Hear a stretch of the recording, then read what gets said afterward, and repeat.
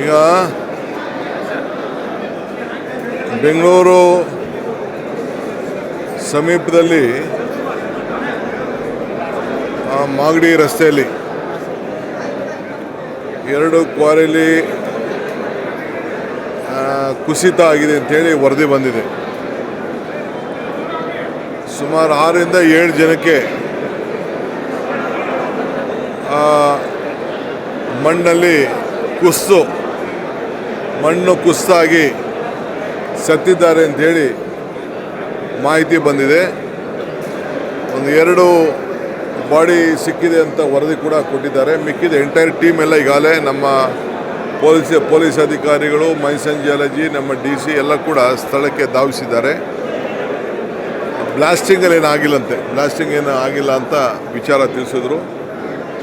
So ನಾನು ಈಗ ಮಧ್ಯಾಹ್ನದೊಳಗಡೆ ಅಫಿಷಿಯಲಾಗಿ ರಿಪೋರ್ಟ್ನ ತರಿಸ್ಕೊಳ್ತಾ ಇದ್ದೀನಿ. ಆಮೇಲೆ ಅದು ಏನು ಮಾಡಬೇಕು, ಏನು ಸೂಕ್ತ ಕ್ರಮ ಕೈಗೊಳ್ಳಬೇಕು, ಜಾಗೃತಿ ಕ್ರಮ ಕೈಗೊಳ್ಳಬೇಕು, ಆ ಕ್ವಾರಿ ಲೀಗಲ್ಲ ಇಲ್ಲೀಗಲ್ಲ ಅನ್ನೋದು ಕೂಡ ಅಫಿಷಿಯಲ್ ವರದಿನ ನಾನು ತರಿಸ್ಕೊಳ್ತೀನಿ. ಆಮೇಲೆ ಅದಕ್ಕೆ ಯಾವ ರೀತಿ ಕ್ರಮ ಕೈಗೊಳಿಸ್ಬೇಕು ಅಂತೇಳಿ ತೀರ್ಮಾನವನ್ನು ಮಾಡ್ತೀನಿ. ಯಾಕೆಂದರೆ ಯಾವುದೇ ಕ್ವಾರಿಗಳು ನಡೆಸ್ಬೇಕಾದ್ರೆ ಅವ್ರದ್ದೇ ಆದಂಥ ಒಂದು ನಿರ್ದಿಷ್ಟವಾದಂಥ ನಿಯಮ ಇರ್ತದೆ. ಆ ನಿಯಮ ಎಲ್ಲರೂ ಕೂಡ ಪಾಲನೆ ಮಾಡ್ತಾ ಇದ್ದಾರಾ ಇಲ್ಲ ಅನ್ನೋದು ಕೂಡ ನಾನು ಗಮನಿಸ್ತೇನೆ. ಸ್ಥಳೀಯ ಶಾಸಕರ ಆರೋಪ ಪ್ರಕಾರ ಸರ್, ಹಿಂದೆ ಚಿರತೆ ಇದೇ ಥರ ಬ್ಲಾಸ್ಟ್ ಆಗಿ ಚಿರತೆ ಸತ್ತೋಗಿತ್ತು. ಹಾಗೂ ಅರಣ್ಯಾಧಿಕಾರಿಗಳು ತನಿಖೆಗೆ ಆದೇಶ ಮಾಡಿ ಇದು ಸೀರಿಯಸ್ ಆಗಿ ಆಗಲಿಲ್ಲ, ಮುಚ್ಚಾಕೋ ಪ್ರಯತ್ನ ಆಗ್ತಾ ಇದೆ. ನಮ್ಮ MLA ಕೂಡ ತಿಳಿಸಿದ್ದಾರೆ, ನನಗೆ MLA ಕೂಡ ತಿಳಿಸಿದ್ದಾರೆ. ನಾನು ಅಫಿಷಿಯಲಾಗಿ ನಾನು ರಿಪೋರ್ಟ್ ತರಿಸ್ಕೊಂಡೇ ನಾನು ಮಾತಾಡ್ತೀನಿ.